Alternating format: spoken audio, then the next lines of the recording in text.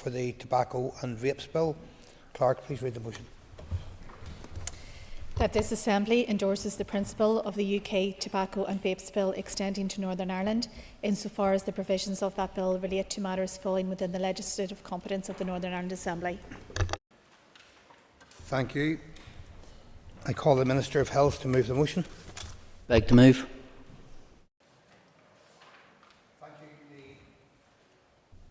Thank you. The Business Committee has agreed that there should be no time limit on this debate. I call the Minister of Health to open the debate on the motion. Thank you very much, Mr Deputy Speaker. Deputy Speaker, in October 2023, the UK Government announced its intention to create a smoke-free generation in England by stopping children who turn 15 this year or younger from ever legally being sold cigarettes.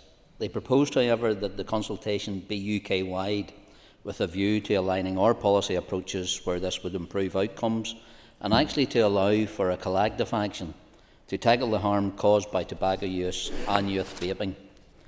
Subsequently, a UK-wide consultation concluded in December 2023, and following that consultation, health ministers in Scotland and Wales agreed in principle to their inclusion in a UK-wide bill subject to the necessary legislative consents.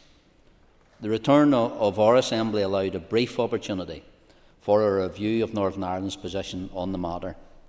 I subsequently indicated my support to the UK Government for the Northern Ireland inclusion, subject to the necessary consent from the Northern Ireland Executive and the Northern Ireland Assembly.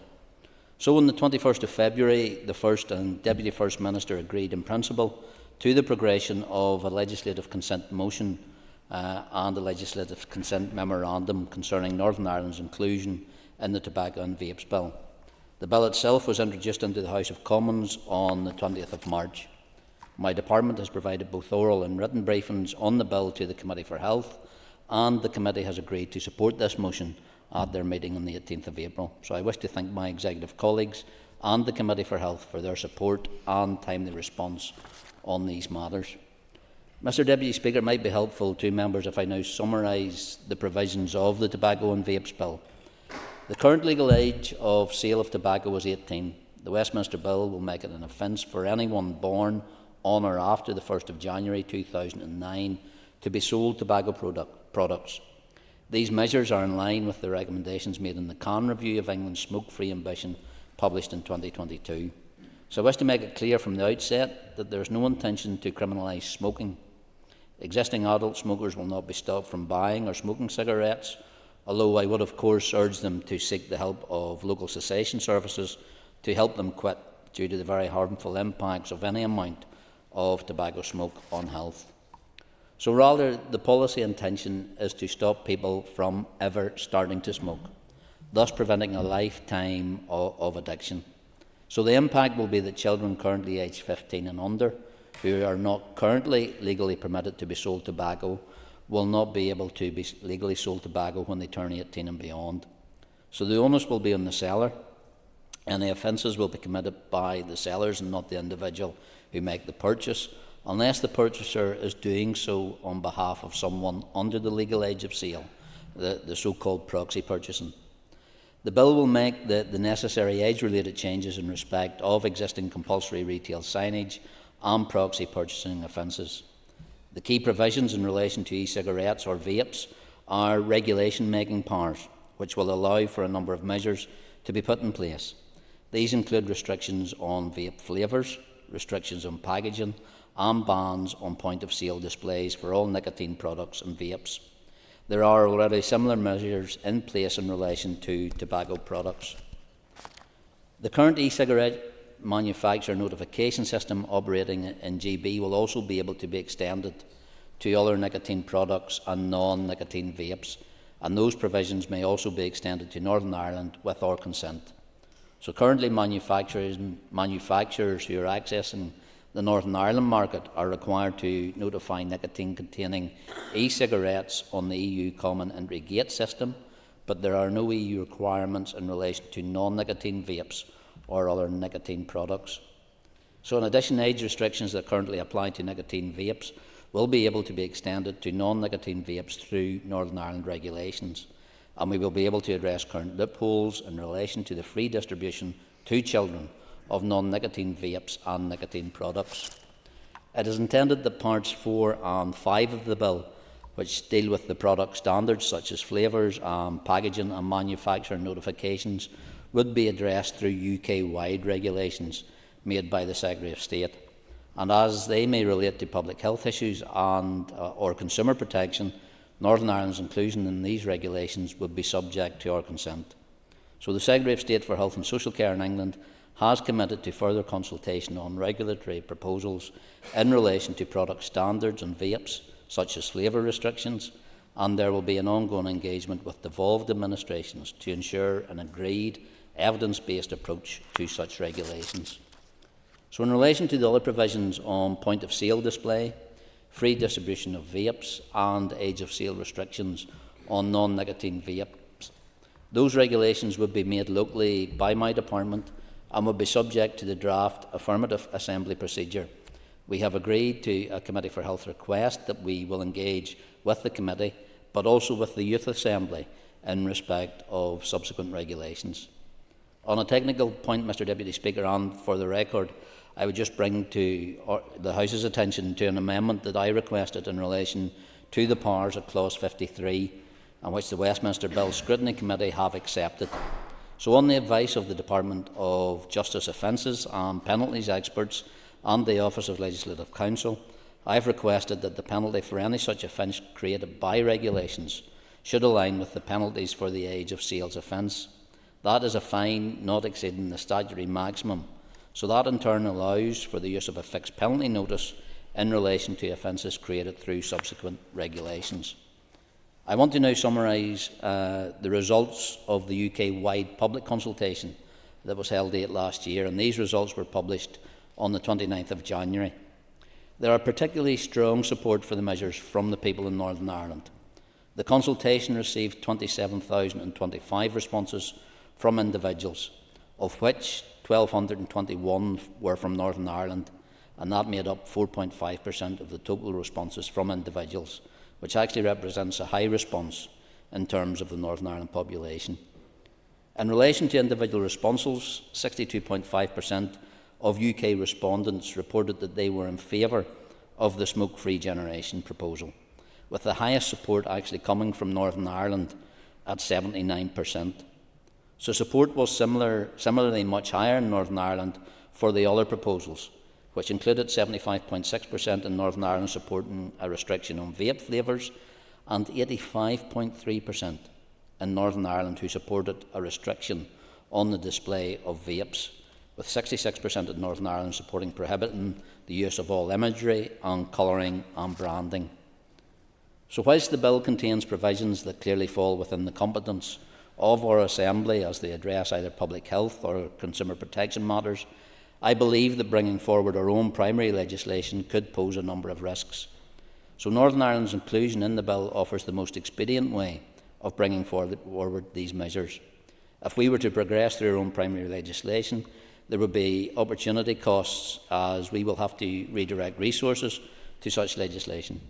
It is also unlikely that we will be able to bring the measures forward at the same pace as the rest of the United Kingdom, putting Northern Ireland's population at a disadvantage in terms of these important public health measures. So given the overwhelming public support for the measures in Northern Ireland, I believe that it is my duty to seek the same provision as the other devolved administrations, and I believe we would face considerable public criticism if we were to reject this opportunity.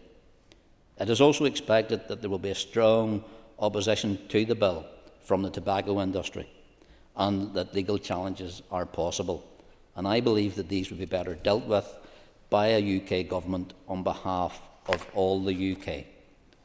So turning now to why I believe we need these measures. I'm sure members are well aware of the harms caused by tobacco and the growing concern over vaping, especially by young people. These harms are the reasons I feel that this legislation is so important for Northern Ireland. So just to recap on some of the key facts first on tobacco. Tobacco use is the #1 cause of preventable illness and premature death. Each year, over 2,000 people in Northern Ireland die from smoking attributable conditions, and smoking increases the risk of more than 50 serious health conditions. For example, it accounts for 70% of lung cancer cases and over 1 in 4 of all cancer deaths. It substantially increases the risk of cardiovascular disease, heart attacks and strokes. It increased the risks of premature birth and low birth weight. And of great concern is that people with serious mental health conditions die 10 or 20 years earlier, and the biggest single factor in this is smoking. Smoking is also a major cause of health inequality, because smoking rates in our most deprived areas of Northern Ireland are typically more than 2.5 times the rate in the least deprived areas, and children of those smokers are subsequently more likely to smoke themselves. So those inequalities manifest themselves in health outcomes, with the incidence of lung cancer 2.5 times higher in the most deprived areas than the least deprived areas. So smoking attributable death rates in our deprived areas are double those in the least deprived areas. So my department has a long-standing strategic aim of a tobacco-free society. So the generational approach to eliminating tobacco use proposed in this bill, I believe, offers a groundbreaking means by which to address this key public health threat for young people and also future generations. Mr Deputy Speaker, I've listened to some argue that this is nanny statism, suggesting that a smoke-free generation will deprive people of freedom of choice, and that the decision to smoke or not smoke should be a personal one. Sadly, smoking has little to do with personal choice. It results from an addiction to nicotine that usually starts at a young age, and it is an addiction that is notoriously hard to overcome and has deadly consequences. Smoking kills up to 2/3 of smokers, as I have outlined already, increasing the risk of multiple serious health conditions. 3/4 of smokers say they would never start if they had the choice again, and I have heard the Chief Medical Officer in England recount his observations of a smoker who had undergone limb amputations as a result of smoking, crying as they lit yet another cigarette. That is how addictive smoking is. Personally, I can think of no better law than one that seeks to prevent this misery for our future generations. Smoking doesn't just impact on smokers, it impacts on non-smokers exposed to second-hand smoke and on families dealing with the illness and death of loved ones. Unfortunately, it also has implications for us all and as taxpayers and as users of our health services. Members here today will be all too aware of the financial pressures facing our health service. In 2019-2020, Northern Ireland hospitals spent £218 million treating smoke attributable conditions. The same year, there were 38,617 smoking attributable hospital admissions. So every penny spent on treating tobacco-related illness is avoidable. So the harsh reality is that this is money our hospitals could be using to address other pressures. So in terms of implementation, once the bill passes into law, the age of sale changes will not be commenced until January 2027. So if the Assembly agrees to Northern Ireland's inclusion in the bill, we will use that lead time to engage with councils in relation to enforcement functions, and will continue to work closely with UK Government in relation to development of guidance for retailers. And I want to say a few words regarding our growing concern, and that's the growing concern about the detrimental impact of vaping, particularly on our young people. Vaping rates amongst young people here continue to rise, and recent young persons' behaviour and attitude survey data showed that the current e-cigarette use rose from 5.7% in 2019 to 9.2% in 2020. However, amongst Year 12 pupils, the growth in current use has been particularly concerning, with reported current use rising from 11.7% in 2019 to 23.6% in 2022. So whilst e-cigarettes may have a role to play in helping some people to stop smoking, the long-term harms of continued use are still unknown. So the Institute of Public Health in Ireland has taken forward a rapid review of evidence on behalf of their department and found strong, high-quality evidence of an association between e-cigarette use and subsequent tobacco cigarette use, actually based on longitudinal data. So the reviews included found that those who had never used e-cigarettes in their lifetime had over 3 times the risk of tobacco cigarette use at follow-up. So these results actually support a conclusion that there is a gateway effect of these products. And this substantiates my view and the view of our Chief Medical Officer that robust measures to address the appeal of these products to children are justified. The World Health Organization actually points to nicotine's deleterious impact on brain development, potentially leading to learning and anxiety disorders. The UK Government command paper relating to these proposals also includes that there are high health risks associated with the other ingredients in vapes. So the long-term health harms of inhaling colours and flavours are yet unknown, but they are certainly very unlikely to be beneficial. So in addition, Deputy Speaker, there are growing concerns about social and educational harms of vaping, with increasing numbers of post-primary school children actually at risk of disciplinary action, including suspensions, as schools attempt to deal with the number of children vaping actually on school premises. So turning now to the regulatory impact assessments that have been carried out. The smoke-free generation measures will result in some cost to retailers in terms of lost profits, training costs and additionality. So however, on a whole economy basis, these are outweighed by the social benefits. UK Government has published a UK-wide impact assessment, and the net present value for the bill is estimated at 18.6 billion over 30 years.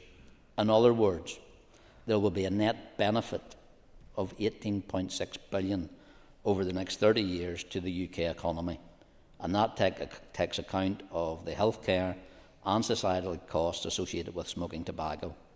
Secondary legislation relating to vapes would be subject to further detailed impact assessments. So members may want to note that further restrictions on tobacco and e-cigarettes may come with some additional enforcement, but also communication costs. However, several of these measures are not new. For example, enforcement measures are already in place in relation to tobacco age of sale and age of sale of nicotine vapes. And we will of course engage with enforcement authorities and the Public Health Agency in respect of those matters. So regarding human rights and equality impact assessment, the Department of Health and Social Care in England has confirmed that the bill is compatible with the Convention of Rights. The UK screening exercise concludes that there is no evidence to suggest that a smoke-free generation policy will have a significant negative impact on people living in rural areas, nor of those with protected characteristics. And in recognition of our local equality obligations, my department has also completed screening exercises which will be published shortly and have reached the same conclusions. So in conclusion, Deputy Speaker, I've received correspondence from members in this room, from councillors and from parents, seeking additional measures to set smoke-free targets and to allow us to tackle the problems of youth vaping. And while we have made good progress in reducing youth smoking rates in Northern Ireland, I believe there is no room for complacency. Every year, approximately 127,000 new smokers are recruited across the United Kingdom. So this UK Government bill offers us a key opportunity to address these issues and to address them quickly. Deputy Speaker, I would ask members to support the motion here today. Minister, thank you for that. I now call Liz Kimmins, Chair of the Health Committee. And I welcome this opportunity to confirm the Health Committee's support for the motion that the Minister of Health has brought to the House today. The harmful impact of smoking on health is well known and cannot be understated, and as outlined by the Health Minister, around 2,200 people die from smoke-related illnesses each year here in the North. And there are many more people living with the debilitating effects of smoke-related illnesses such as heart disease, stroke and diabetes, as well as many other life-limiting conditions. Avoidable illness, disease and deaths caused by smoking is unacceptable in this day and age. We also know that tobacco use is a leading cause of health inequalities, with smoking prevalence rates higher among people living in areas of social and economic deprivation. The Department's 2023 review of the last tobacco control strategy reported that inequalities in smoking prevalence also persist amongst other groups, particularly those with mental ill health. The Committee therefore welcomes the extension of the Tobacco and Vapes Bill, as the measures contained in this bill will unquestionably provide significant health benefits here, and particularly so for our young people. As the Minister outlined, by prohibiting the sale of tobacco products to people born on or after the 1st of January 2009, the Tobacco and Vapes Bill will introduce measures to stop people from ever starting smoking and becoming addicted to tobacco products. The Committee wholeheartedly endorses this measure that will surely go a considerable way towards realising the ambition of achieving a smoke-free generation in the future. However, the Committee acknowledges that this legislation is not a silver bullet, and whilst it contains provisions that will protect future generations, it does not contain measures that target the current generation of smokers. The Health Committee therefore looks forward to engaging with the Department of Health in its development of a new tobacco strategy, which must contain specific measures that will support existing smokers to quit, and in particular it must contain measures that target those groups where smoking rates are highest. As the Minister has outlined, the Tobacco and Vapes Bill will also introduce measures aimed at tackling increased rates of youth vaping, including measures to reduce the appeal and availability of vapes to children. When we consulted with the Youth Assembly members on this bill, they told us that they were also concerned about the increasing rates of vaping amongst their peers. They told us they were particularly concerned about the unknown impacts of vaping on health, and also the very evident impact that disposable vapes are having on our environment. The concerns expressed by the Youth Assembly were supported by the Institute of Public Health, which also provided evidence to the Health Committee on the bill. The Institute advised the Committee that it had carried out an evidence review to support the Department of Health in responding to concerns about youth vaping. That review found strong, high-quality evidence of an association between vaping and subsequent cigarette use, supporting a gateway effect of these products. The review also found evidence to support the association between vaping and physical and mental ill health and other substance use. The Committee shares the concerns expressed by the Youth Assembly and the Institute of Public Health about vaping, and was particularly concerned about the obvious targeting of the youth market with flavouring and packaging that is appealing to young people. The Committee notes that the bill contains a number of regulatory making powers which will make provisions in respect of point-of-sale displays, restriction of product flavours and packaging, and age of sale requirements from non-nicotine vapes. The Committee therefore requests that the Minister and his officials engage with the Health Committee at the earliest opportunity in relation to both the development of the local regulations for which the Minister of Health has responsibility and the broader regulations for which the Secretary of State has responsibility. I welcome the confirmation from the Department that the £100 fixed penalty notice for the underage sale of tobacco and vaping products outlined in the legislation will not apply here, and that the fixed penalty notice for here will be £250. The Committee also requests that, in recognition of the particular concerns that the Youth Assembly raised in relation to vaping, that the Minister and his officials make meaningful efforts to engage with our young people, and in particular the Youth Assembly, on the future regulation of vapes and vaping products. The Health Committee shares the concerns articulated by the Youth Assembly on the potential harms caused by vaping products, and recognises the lack of research that is available on this subject, requesting that the Department supports research into developing an evidence base to widen our understanding of the impacts of vaping products on health. I would like to thank the members of the Youth Assembly who met with the Committee on this LCM. I and other committee members were very impressed by their ability to convey their opinion and to give their real-life experiences of smoking and vaping, and I look forward to engaging with them more over the next number of years. I'd also like to thank the Institute for Public Health for their engagement with the Committee on research in this area and for providing further briefing papers in advance of this debate. And I would like to thank the Department officials for their briefings and responses throughout the consideration of this LCM. In conclusion, I wish to confirm the Committee's support for the Minister's motion today that asks this Assembly to support the extension of the Tobacco and Vapes Bill. The Committee agrees with the Minister's view that the measures contained in this bill offer a huge public health opportunity that cannot be missed and will go a considerable way towards the ambition of creating a smoke-free generation. This is an ambition that the Health Committee fully endorses and supports. I will now make a few remarks in my capacity as Sinn Féin Health spokesperson, and my party also fully supports this LCM. And having recently met with various organisations including Cancer Research, Asthma and Lung UK, Cancer Focus, Chest, Heart and Stroke and the British Heart Foundation, all of whom endorse this very, very important legislation and the role it can play in improving the health of our communities, and particularly around reducing the prevalence of preventable cancers and other medical conditions. However, we do acknowledge that this will take time, and we must do more in the interim to also support smokers to quit and raise greater awareness of the very serious implications for our health on smoking. This undoubtedly will be impacted by the challenges facing public health campaigns as a result of funding difficulties. However, we must acknowledge the long-term impact of not providing education and providing support to smokers and those who may take up smoking. In addition to this, I would also like to hear more about what progress there has been made with the Minister's counterparts in the south of Ireland in an effort to align policies around tobacco use and vaping. Coming from a border area, it's very important that this LCM does not open up opportunities for a black market for these products, which would inevitably have a counterproductive effect. So in conclusion, Mr Speaker, I look forward to seeing this progress, and hopefully we'll get answers to the queries raised to ensure that this legislation will deliver for the people here and make a significant impact on improving the health of our communities for future generations. Thank you. And I call Colin McGrath.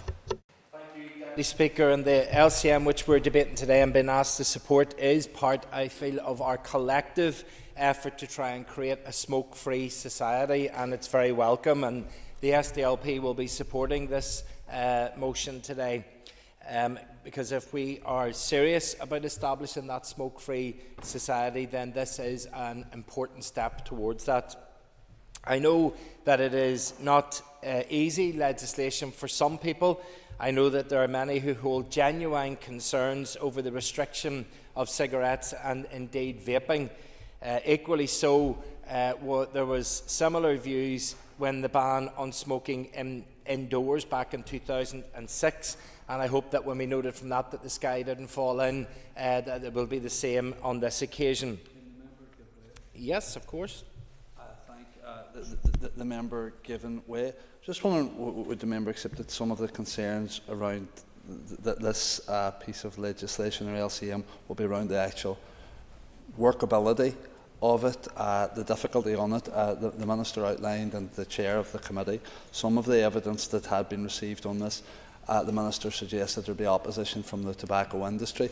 Have the committee or anyone heard of opposition from anywhere else? Have opinions been sought from NERDA, for example, around implications for, like I said, the workability and how this will affect shop workers in particular? Yeah, thank my colleague for those remarks, and again it highlights how there are some complexities with this, and that it is probably one of those bills that is easier on paper than it actually will be in action, because it will cause significant issues on the high street. It will cause problems, flashpoints at points of sale, but thankfully the consultation, which was rigorous and implemented right across the whole of the UK, and in which the Minister suggested there were significant contributions from people here in the north, show that there is that overwhelming majority, I think of nearly 80%, that want to see that ban. And I think when we're getting that sort of feedback from people, then it's incumbent upon us to act upon it. I mean, the dangers posed by direct and indirect smoking are well known and have been for some time. It's an industry that has thrived on and been the source of addiction, is a key driver of health inequalities, and I don't think we can underscore that enough. It is really obvious, there is absolute facts and figures to show that there is an inequality when it comes to smoking in terms of those of socioeconomic backgrounds that undertake smoking, and therefore we know exactly what the impact upon those people's health is, and I think it really is important that we do all we can to try and remove the scourge of the impact of smoking on people. It has been a cause of untold numbers of deaths all around the world as a result of cancer, of cardiovascular disease, of stroke, and indeed of diabetes. Here in Northern Ireland, over 2,300 people lose their lives as a result of smoking-related illnesses each year. And I make these contributions and comments as a former smoker myself, and I know how hard it is to quit. It's incredibly difficult to give up smoking. But, Deputy Speaker, I did so because I wanted to enjoy a long and full life. I wanted to be able to go for a run and not have to stop halfway to try and catch my breath. I want to be able wanted to be able to go out and actually sit down and eat a meal and enjoy the taste of food. And for anybody that has never smoked before, that is something that you're robbed of. You just literally cannot taste the food that you're eating, nor do you have the full range and sense of your smell. You're not actually able to smell the smells that are around you, and whenever you give up smoking, within a very short period of time, those are some of the things that come back to you quite quickly. But fundamentally, I didn't want to die from a smoking-related illness, which I knew that I could have helped prevent. And all of that to do what? Well, simply to line the pockets of some tobacco corporation, an industry which made $10 billion in revenue last year.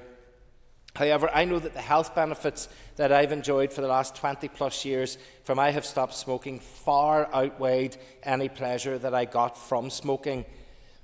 Now, Deputy Speaker, the issue around vaping are somewhat more complex. E-cigarettes have only appeared in the last decade or so, and the research around the health impacts of vapes is somewhat sketchy. However, we know that many of them contain nicotine, and while this may help reduce the number of cigarette smoke, there still is an addictive compound to them. It is in dealing with e-cigarette sites that I have a few concerns about this motion, and I would ask maybe if the Minister was able to comment on these in his wind. The first is that if we want people to successfully transition away from smoking, one of the easiest ways for them is to step down by moving towards vapes. And the problem is that if we make it socially unacceptable to vape, if it becomes something very stigmatised, that you have to go into a shop where there's no packaging and there's nothing there to attract a person away from smoking towards that, I fear that it may actually prevent us from getting people off smoking. But at the same time, I appreciate that we can't have an industry that then abuses that and is very attractive to children and young people. The second one, which my colleague had mentioned earlier, is around the workability of the bill and its enforceability. I mean, how does the government expect this to be enforced? Will every person, regardless of age, now be asked to produce identification? And if we fast forward 30 or 40 years, are we going to be in a scenario where a 16-year-old working in a shop is going to have to be asking a 70-year-old to produce ID to tell us whether they're 70 or they're 71? So there could be some problems there. And again, as I said, it refers to it as becoming a flashpoint at the point of sale. I also want to acknowledge and thank the role of the Youth Assembly that they played in the committee stage of this bill whenever we met with them. I suppose fundamentally, given that there is that age restriction in there, they are going to be the generation that's going to be most impacted by this, and it was an excellent opportunity to be able to go along, listen to their views, and then actually be assured that their views were considerable. They were almost unanimous in saying that they agreed with the outworkings of this bill and that they wanted, in some instances, to see further restrictions placed than the bill actually goes to. So it was an excellent example of youth participation in decision making in this building, and it is something that I wanted to acknowledge and welcome. I would close by reminding members that we cannot debate this legislative consent motion as being some sort of panacea to delivering the best possible health outcomes. Rather, it has to be seen as a suite of options for how we improve the health of our society. I know that the Minister is here today to fulfil his duty as Health Minister, but there are other issues around encouraging active travel, ensuring nitrate-free school meals, establishing greener and cleaner spaces for communities, which are issues which all executive members and ministers must live up to. And I hope that we can see some of those other initiatives being brought forward so that we can try and improve the overall health of our society. So in conclusion, Deputy Speaker, we know that the health benefits of not smoking or vaping outweigh their enjoyability, and so for that there, I am content to support this motion. Thank you. Thank you. I call Diane Dodds. Thank you, Mr Deputy Speaker. And I rise as well on behalf of my party to offer my support and my party's support to extending the tobacco and vapes bill to Northern Ireland. It is important that we are part of the UK-wide legislation. I think that all of us in this chamber today will unite around the aim of a smoke-free society in Northern Ireland. But as our previous speaker has just illustrated, it is vital that the legislation that is brought forward to tackle what is a very great harm in society is properly assessed, is fair, deliverable and workable at the end of the day. We all know the harm caused by smoking. The report published by the Northern Ireland Audit Office in January of this year reiterated the fact that smoking is the main cause of illness and early death in Northern Ireland, contributing around 2,200 deaths each year and 1 in 4 of all deaths from cancer. Those are very stark statistics for us to reflect upon. Research also suggests that life expectancy of each smoker is shortened for each cigarette smoke. And smoking also affects others, whether it is that unborn child or those who inhale second-hand smoke or passive smoking. And yesterday it was a delight to welcome Cathy Brokenshire to the Assembly and to visit us here in Northern Ireland. Cathy is the wife of the late James Brokenshire, who died from lung cancer despite never having smoked in his life. And I look forward to the autumn when we will bring an event to the Assembly here to discuss the harms of smoking, lung cancer and indeed passive smoking. So that was a real honour to be able to facilitate that yesterday.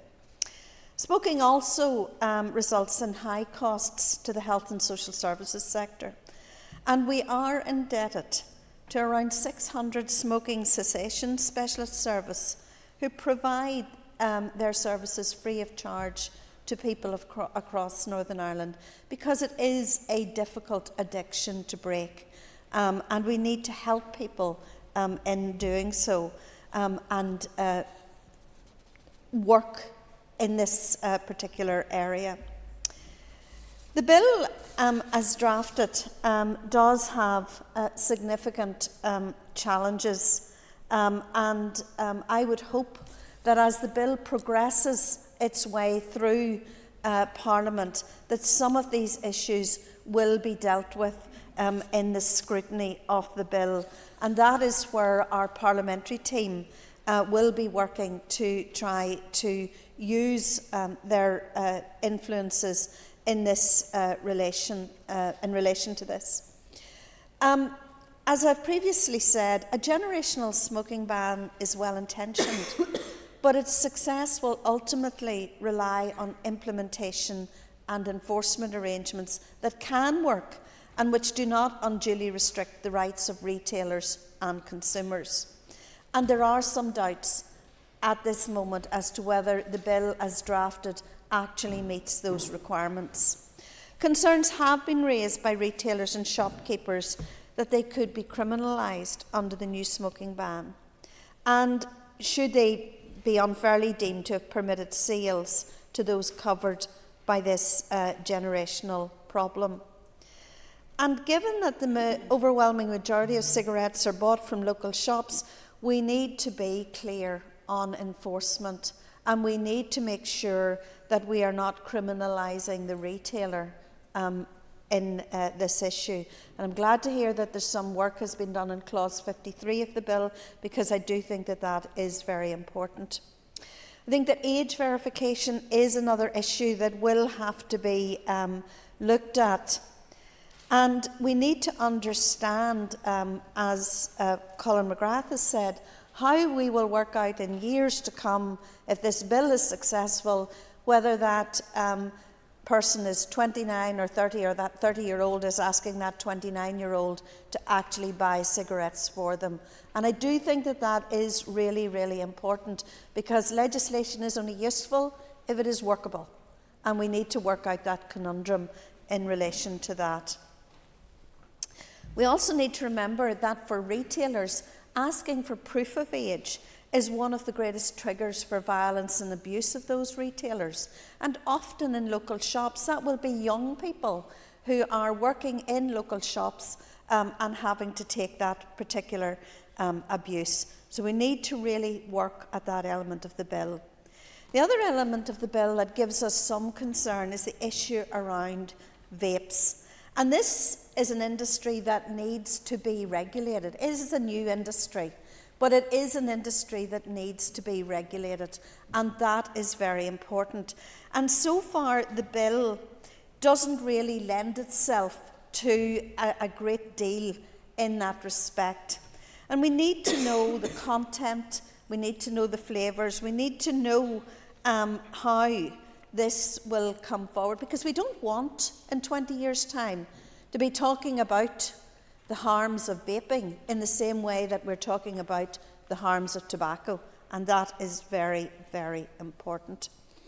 And it's also particularly important that we get some sense of those regulations, because I suspect that they are some way down the line in terms of time.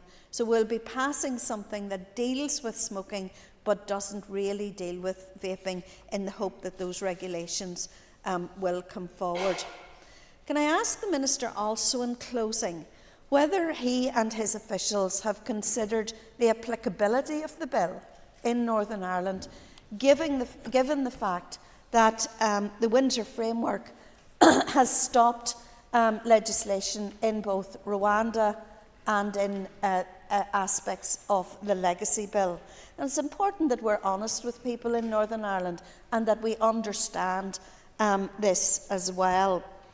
Can I also pay tribute to the Youth Assembly in relation to their conversations around the bill? It's really important that the voice of young people is heard in relation to all of these things. And it's really concerning that some schools that I visit report such an increase in vaping among young people as well. So these are harms that our young people have to deal with, and it was brilliant to hear their voice and to understand that, and look forward to working with them as we go forward. So, Mr Deputy Speaker, I confirm our support for the inclusion in the bill, and I would like to hear the Minister in his summary address some of those issues which I think are very pertinent to the working of the bill. Thank you, and I call Nuala McAllister. Thank you, Deputy Speaker. I'm happy to rise today to support this LCM to create a smoke-free generation by ensuring that no one born on or after the 1st of January 2009 will be able to buy tobacco in their lifetime, bringing Northern Ireland into line with the rest of the UK and also becoming world leaders on this issue. It must be welcomed that the Health Minister did engage with the UK Government to ensure that Northern Ireland was included in this legislation. Ultimately, this is a public health measure designed to protect the population from the harmful effects of smoking. Like many MLAs, I have engaged with Cancer Research and Cancer Focus, which they both highlight that tobacco is the biggest cause of cancer and death in Northern Ireland, with one person dying every 3 hours due to tobacco and around 1,500 tobacco-related cancer deaths each year in NI. Beyond the undeniable human impact of this, there is also an economic impact on our health sector, and I would agree with the Minister and the other members that over 200 million per year to treat smoking-related conditions is not acceptable. On a day where we will be discussing the impact of financial pressures on the Department of Health, this cannot be overlooked. It is also important to note the socio-economic aspect of this. As other members have highlighted, the NI Audit Office has stated that the rate of deaths per 100,000 as a result of smoking-related illnesses is 98% higher in the most deprived areas of Northern Ireland. As representative for North Belfast, one of the most economically deprived constituencies in this country, I am particularly keen to ensure my constituents are protected from the harm caused by cigarettes. And I am glad to see this cross-agency approach being taken to tackling the harms of smoking and tobacco, and I would like to thank my colleague Andrew Muir, the Minister of Agriculture, Environment and Rural Affairs, for taking decisive action in announcing a ban on disposable vapes. For this particular legislation being discussed today to be successful, there also needs to be robust enforcement from relevant agencies. And I want to thank the Minister for his interaction with the UK Government to ensure the fixed penalty notice of £250. But we will yet see if this is enough. This, of course, will take time, and enforcement must be important. I want to touch for a moment on the issue of vapes. The evidence is not clear as to the harmful effects of vaping, but let's be honest, there is no evidence to suggest that it is medically, ethically or socially acceptable for children to buy or use vapes, especially children dressed in school uniforms. There are no excuses for any shop or retail worker to accept or allow the selling of vapes to children. I respect that the onus will be on the seller, and we need to ensure that we have appropriate advertising and engagement with the retail sector, so hopefully the Minister can touch a little bit on that in his response. But I also want to focus for a little bit on the role of local councils. We are all aware of many constituents who come to us regarding the sale of vapes or cigarettes to under 18s, and it does take local councils a number of weeks to ensure that enforcement action is taken on those selling vapes or cigarettes to under 18s. However, with this legislation coming into effect, we will need to ensure that there is greater support on local councils to take this action. I look forward to hearing from the Minister regarding these issues that I have raised. But this is a positive step for us in Northern Ireland to be one of the world leaders in ensuring that we have this smoke-free generation. I look forward to working again with the young people right across Northern Ireland and hearing their voices when it comes to those regulations taking effect. And I would also like to thank Cancer Research UK for their engagement with the committee and with individual MLAs on this matter. Thank you, Mr. Deputy Speaker. Thank you. I call Alan Chambers. Thank you, Mr. Deputy Speaker, and I and my party very much welcome today's LCM. As has been said, tobacco is the largest cause of cancer in Northern Ireland and accounts for over 2,000 deaths locally every year. It is a matter of fact that nothing would have a bigger impact on reducing the number of preventable deaths across the United Kingdom than ending smoking. It is also a huge contributing factor to our persistently high levels of health inequalities here in Northern Ireland. The vast majority of people who smoke become addicted to smoking as a child. Therefore, it's clear that if we as a society are to truly tackle the problem, then we need to focus most efforts on limiting the number of young people taking up smoking in the first place. Whilst I acknowledge the various initiatives and measures already in place, as well as applauding the huge beneficial work being achieved by our smoking cessation teams, it is clear, regrettably, that children and young people continue to start smoking. And it has been more widely accepted over recent years, and as I've heard our local Chief Medical Officer state recently, tobacco is the only consumer product that kills up to 2/3 of its users. So we need to do something different, and this time we need to be even more ambitious. That is why I welcome the UK Government's consultation on a smoke-free generation and their decision to include Northern Ireland in that.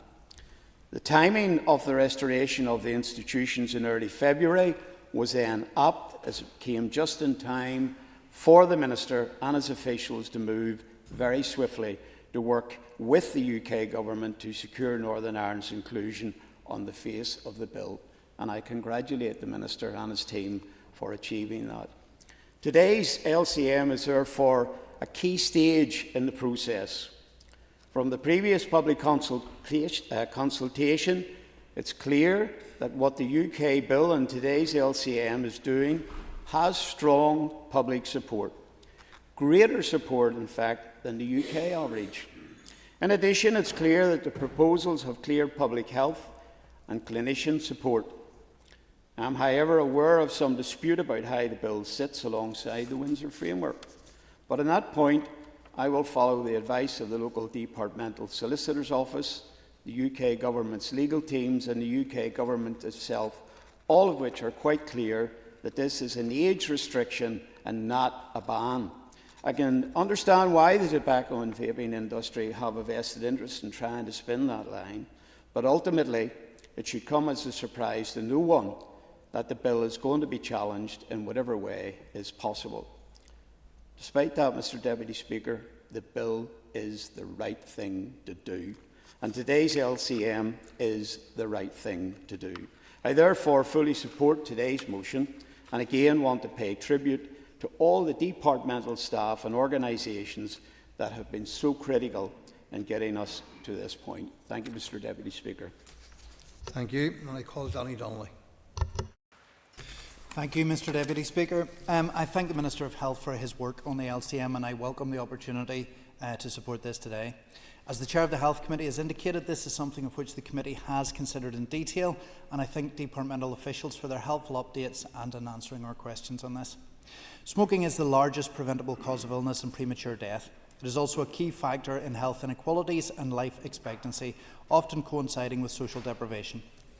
What is particularly concerning for the purpose of this debate is that according to 2022-23 Health Survey Northern Ireland, approximately 2/3 of adult smokers take up smoking before the age of 18 and over 80% before the age of 20.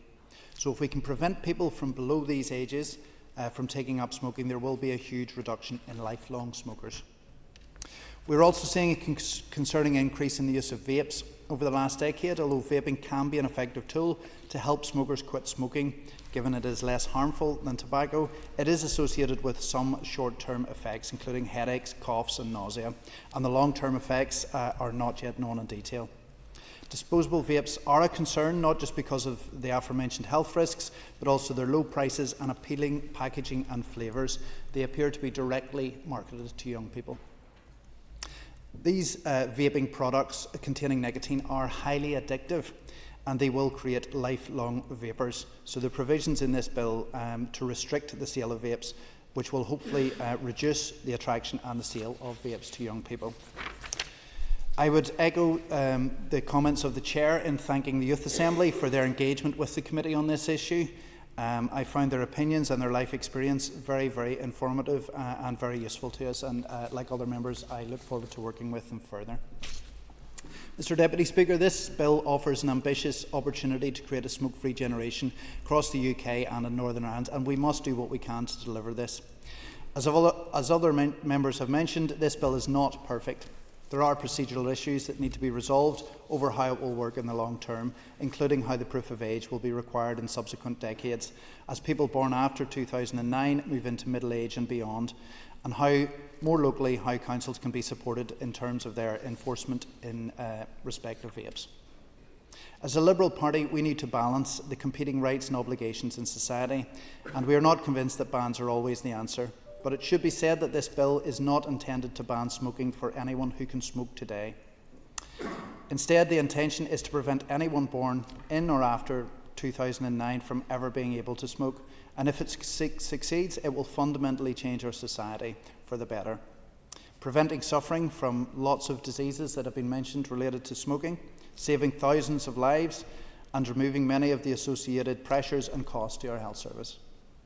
As a former smoker myself, I am very familiar with how hard it is to quit smoking, and as a nurse, I have seen many times people with conditions related to smoking that have had a huge impact on the quality and indeed the length of their lives.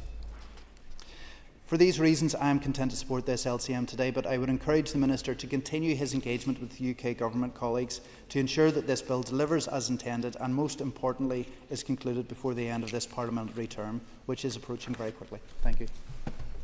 Thank you, and I call Jim Allister. Deputy Speaker, I certainly agree that proceeding by this consent motion is the most expedient way to address this issue. I also share the general consensus that the essence of the bill is desirable. Smoking is an indisputable killer in our society, and therefore that which we can do to diminish the death row from smoking, we should do. And that is my starting point in all of this. I think in respect of vaping, it's a largely unregulated industry, and I'm not sure, unless the regulations under this bill come up to spec, that it's going to be greatly regulated by these provisions. It is undoubtedly the gateway to smoking, and therefore, if we're going to deal with smoking, we need to deal with vaping, and I trust going forward that is how it will be. I want to look at this, though, from an aspect that has been glossed over to this point, briefly mentioned by Mrs. Dodds and by Mr. Chambers. Whether or not, though we assent to a national Act of Parliament to deal with this issue, that Act of Parliament will be permitted to be applied in Northern Ireland because of the overriding effect of the Northern Ireland Protocol? Or are we headed down the road of further subjugation of democratic will by EU diktat? As the Minister knows, under Article 5.4 of the Protocol, a series of some 300 laws and areas of law set forth in Annex 2 of the EU Protocol are made applicable to Northern Ireland. And one of those laws, as the Minister knows because he set it out in an answer to me, AQW 6192, one of the more than 60 areas of EU law that bind his department, one of those EU laws is the Tobacco Products Directive. Whether we like it or not, that is setting the legal parameters in respect of Northern Ireland because of the hideous imposition of laws that we can't change by the protocol. Article 24 of that Tobacco Products Directive says this: Member States, and for that purpose we are regarded, sadly, as a Member State, Member States may not prohibit or restrict the placing on the market of tobacco or related products. So the question is a generational ban a restriction of placing tobacco on the market? That is the defining legal question, I would have thought. And there may be some guidance in that from what's happened in other countries. Because back in 2022, Denmark, an EU member state, proposed a generational ban, such as this, from those born after 2010. And yet it withdrew that proposal because of conflict with this very EU law that also binds us. In an answer in the Danish Parliament on the 6th of April 2022, the Ministry of Health said, "The Ministry therefore considers that a ban on the sale of tobacco and nicotine products to people born in 2010 or later would require an amendment of the European Tobacco Products Directive."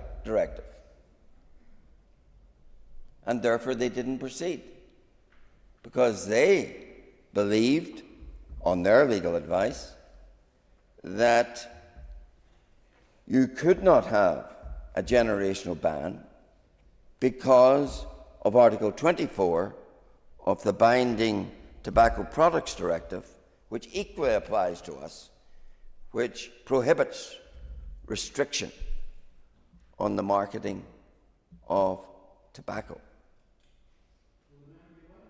Certainly. If I understand the member, he is suggesting that Brexit may prevent this LCM being applied to Northern Ireland. Is that correct? Absolutely wrong. If we'd got Brexit, we wouldn't have this problem. We got the protocol instead, which keeps us subjugated to the EU under its laws, and the member hasn't been listening, or if listening hasn't understood. Article 5.4 of his beloved protocol subjects Northern Ireland to this foreign law that we can't change. And it is this foreign law which says that you cannot restrict the marketing of tobacco. So it is the Alliance Party's protocol, which of course it demanded rigorous implementation of, which in fact creates this dilemma. That's the legal reality. And of course, it comes much closer to home, because the Irish Republic also contemplated a generational ban. And just last week indicated it wouldn't proceed. It would instead increase the age of sale of tobacco products from 18 to 21. And it reported that it couldn't proceed with it because of the same EU directive. And yet we're told by Mr. Chambers, oh, the government lawyers, the DSO, they're content that this isn't a problem. Those are the same government lawyers that told us the legacy bill wasn't a problem, that told us that the migration issue wasn't a problem, and yet we've seen not once but twice what happened in the High Court when 2 acts of the Sovereign Parliament of the United Kingdom were struck down. Why? Because they did not comply with overriding EU law subjugating the right of Parliament to legislate in Northern Ireland. And it may well be that the Danes are right, that the Dublin lawyers are right, that you cannot proceed in Northern Ireland because of our subjugation to foreign law with this bill. And I've no doubt there will be legal challenge, and we will ultimately get an answer to it. But if that answer is negative, if that answer is that yet again a life-saving provision of the United Kingdom Parliament is prohibited from applying in Northern Ireland because of the supremacy of iniquitous EU law, then I hope those who are the cheerleaders for EU law will recognise what they have done. Yes? Given that the member has made a point which has been addressed by the Minister and which he has said may be tested at some point in the future, do you not feel a bit reckless that we're dealing with an issue here that will save thousands and thousands of lives in the future, and the length of time that you're taking to spin it for your personal political outcomes is just a little bit tired, old and sick? Comfortable to hear what the legal outcome of his embracing and advocacy of a protocol actually is. And if it turns out, I trust it doesn't, but if it turns out that EU law trumps this bill, and if it turns out that the lives which can be saved can't be saved because of EU law, then I trust the member will come to this House and acknowledge how wrong he was, both in supporting the protocol and in swiping away the legal realities which flow from it. And I do, Mr. Deputy Speaker, have to express surprise that the committee, in dealing with this legislative consent motion, doesn't seem, from what I can read, in their minutes to have ever addressed this issue. I would have thought they would have taken legal advice on this matter. And it really is surprising that they didn't. So in this House today, I raise the flag of warning that we may well once again, and no doubt there will be vested interests willing to exploit it. We know that, the tobacco industry. Of course they will. That there may well be issues arising from our subjugation to EU law, where EU law prima facie seems to say you cannot do in a member state, which we sadly still are regarded to as under the protocol, you cannot do what this bill seeks to do. And if that is so, then it will be an appalling situation, not just constitutionally, but from a public health angle as well. And if that happens, I trust there'll be enough honesty in this House to face up to the cause. Thank you. And I call Jerry Carroll. Thank you, Deputy Speaker. Deputy Speaker, I'm not sure about the approach laid out in this LCM necessarily being the correct one to tackle the issue of vaping and smoking. And the reason why I say this is because this has been an initiative that has been initially taken by a Tory government that has underfunded health over the last 14 years and this place for decades. And they see enforcement and outlawing as a possible quick and easy way for some headway on this important issue. The party who has underfunded health tells us that this is a measure being taken for health reasons. They're forcing charities to pick up the slack. They take up the slack to raise awareness for smoking, vaping and the problems and the health problems with it. And the Minister obviously outlined some of the obvious health problems and complications associated with vaping, and these are real and not disputed by myself or anybody in this House. But some of those same problems exist with tobacco, alcohol, prescription drugs, and I don't think anybody who is serious about tackling addiction, substance abuse would advocate for a prohibition model. Prohibition didn't work with alcohol, doesn't work with alcohol, and I'm not sure it will work with vaping. The underlying reason why people vape or smoke or use any of these other drugs won't be tackled with a ban. We need to tackle these underlying issues around alienation, low pay, poverty, deprivation, which obviously aren't mentioned in the bill today. Deputy Speaker, also concerned about this bill and this LCM leading to a underground, unregulated market of vapes and similar products.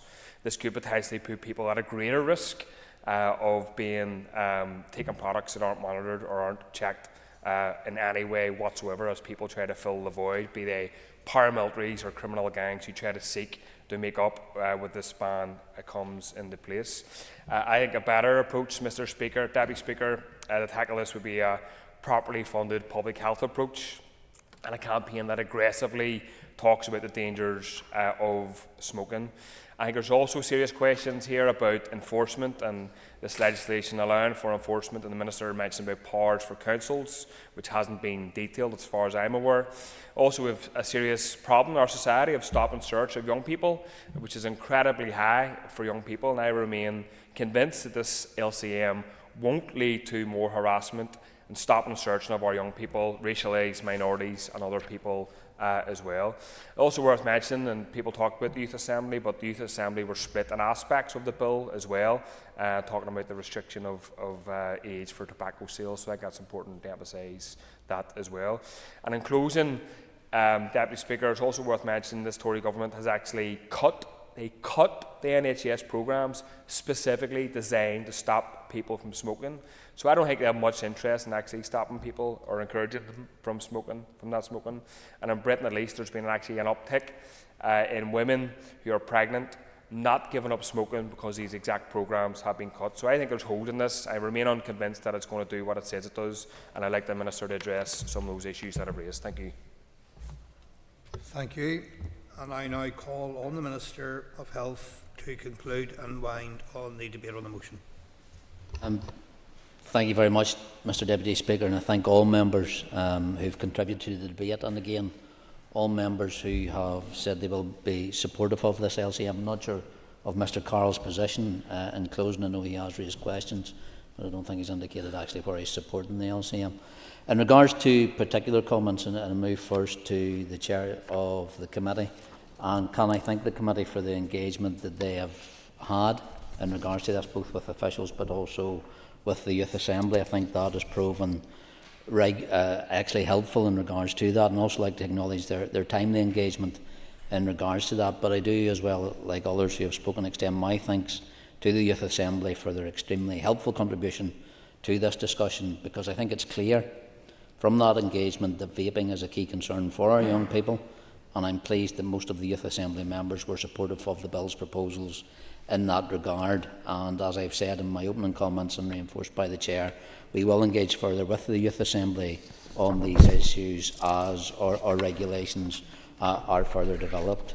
Mr Deputy Speaker, turning to, I suppose, specific issues that have been raised, and the first one was from the Chair in regards to engagement with the Republic of Ireland, and I think Mr Allister touched on it as well.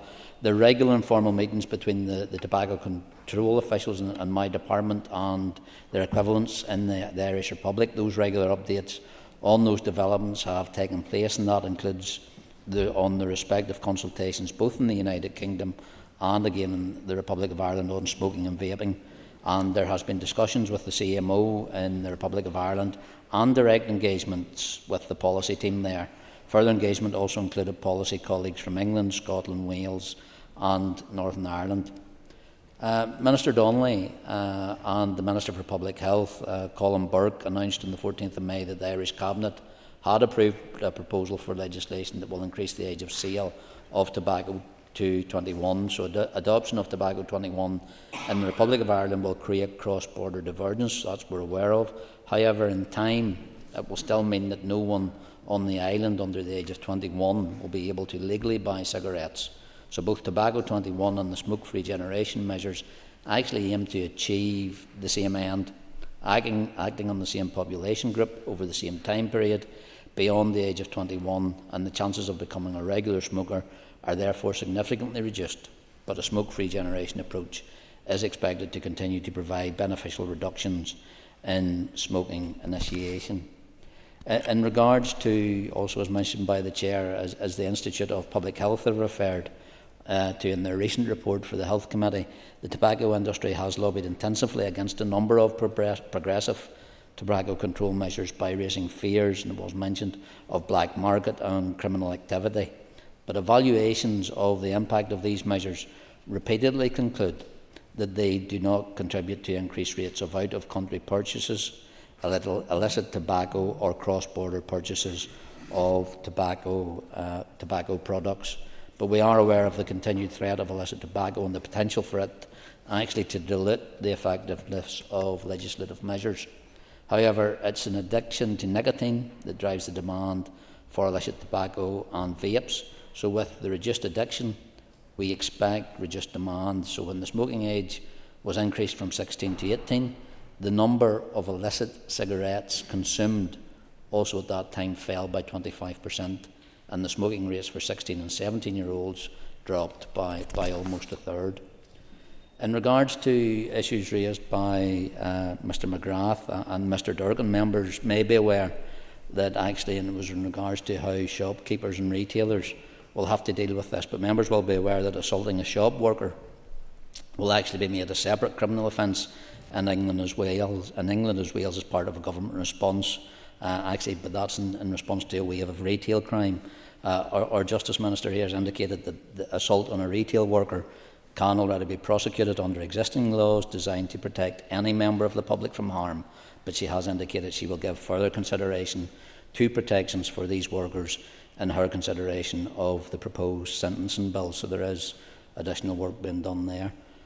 In regards to, I think, an issue that was raised by Ms Dodds and ensuring that this legislation was fair, deliverable and workable, and how we bring forward the regulations, and I can confirm her in regards to the powers that the bill will bring forward, and that's provide powers to introduce a ban on the free distribution of nicotine products. These powers will sit with my department, but will be subject to the draft affirmative procedure. The powers to provide powers to regulate retail displays of nicotine products and non-nicotine vapes, again, those powers sit with my department and will be subject to draft affirmative procedures. In relation to e-cigarettes and nicotine products, product standards and issues, while the Secretary of State will bring forward UK-wide regulations, those will be done with the consent of devolved governments. And as Part 5 of the bill provides the Secretary of State with UK-wide regulation-making powers in relation to potential extension of e-cigarette notifications will also be brought before the Assembly as well. She did mention as well, and I think it was timely as well, about the visit of Cathy Brokenshire.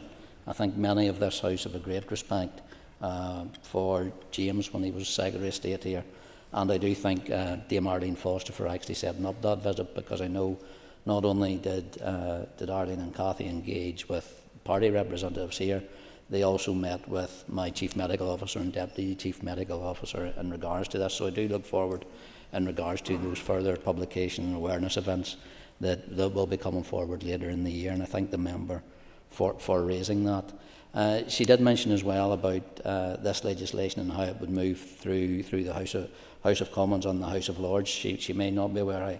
I met with Minister Andre Leadsom no later actually than yesterday as the sponsoring minister for this bill, and I think she has indicated that she's meeting the DUP Westminster team later today in regards to working through some of the issues that the member has raised as well. So I look forward to the positive outworkings from that.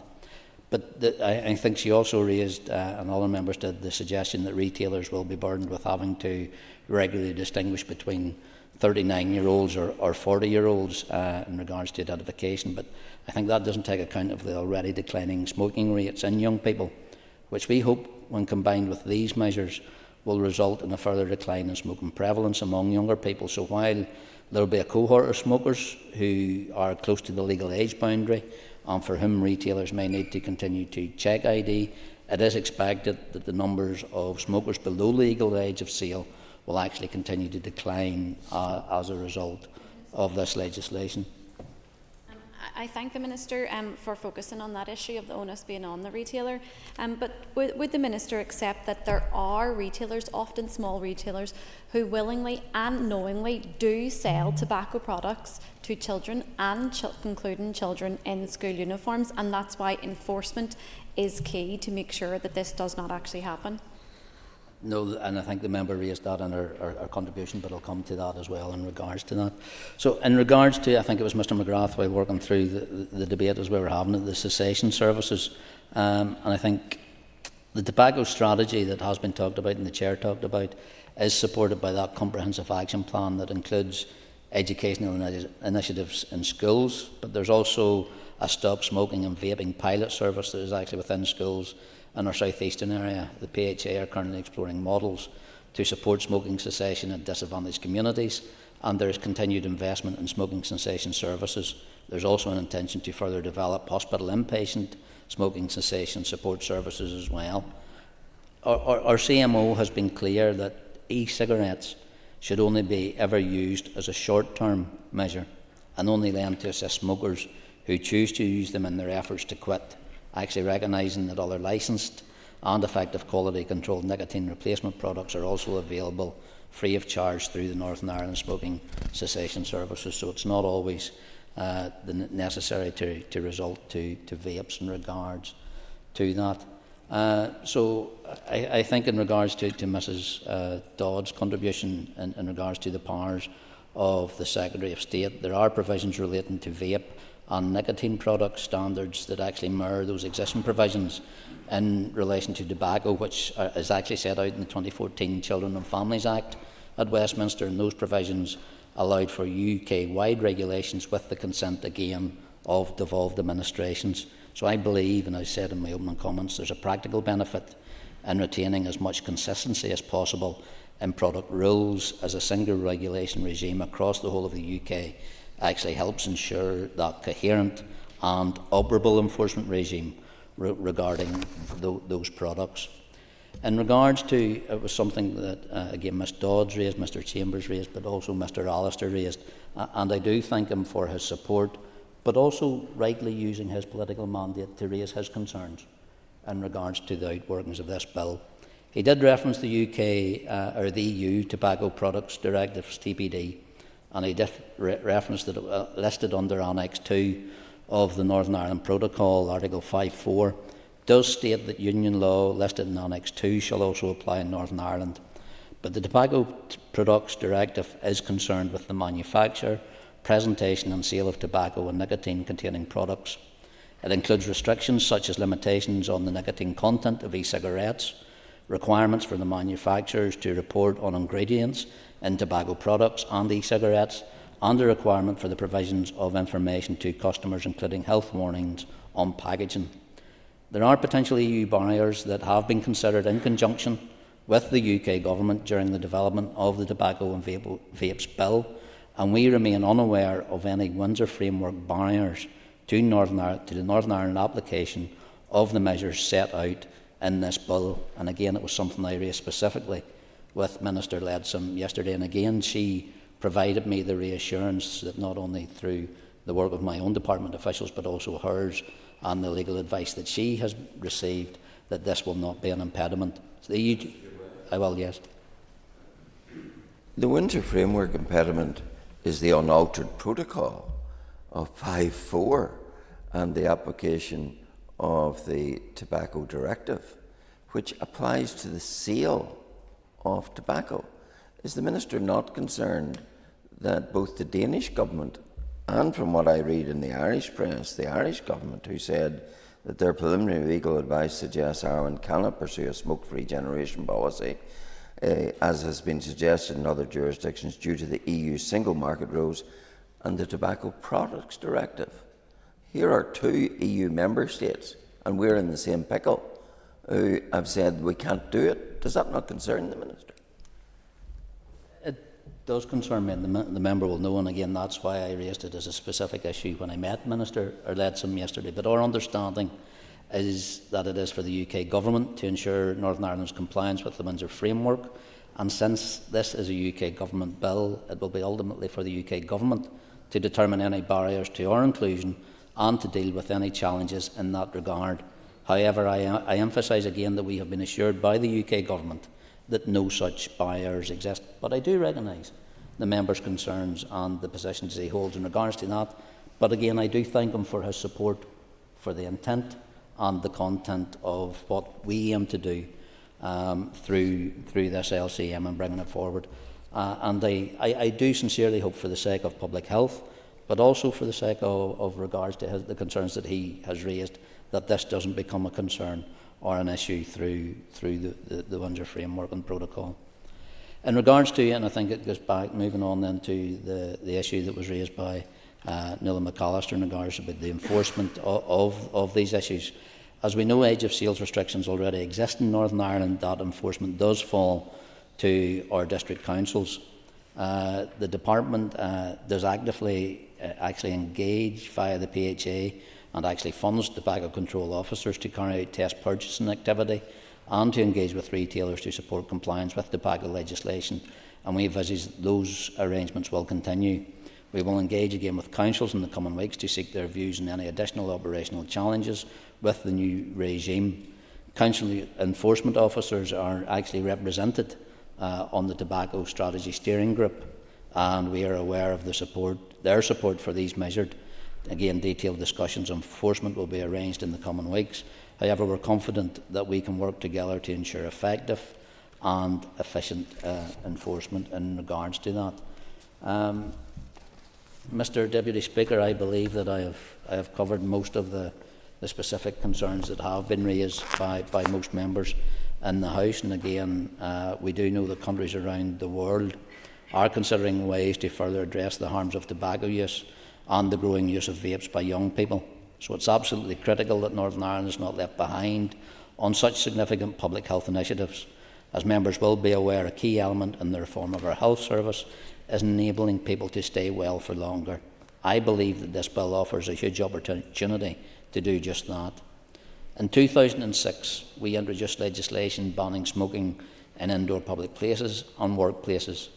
At the time, such legislation was not without its challenges, but now it is heralded as one of the most important pieces of public health legislation of our time.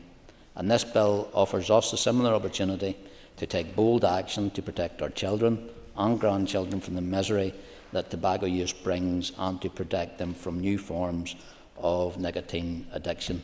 Mr Deputy Speaker, I want to thank my officials who have worked on bringing forward this LCM, but also the engagement that they have had during the lack of a functioning assembly.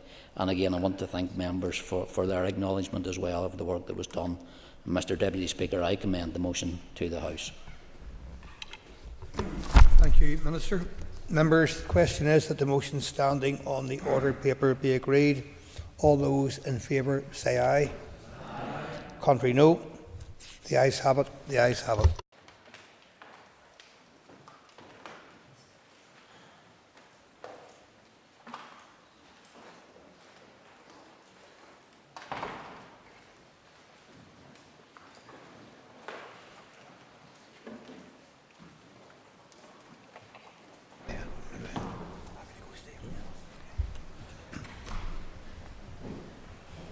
Members, order. The next item on the order paper is a motion on veterinary medicines. I will ask the clerk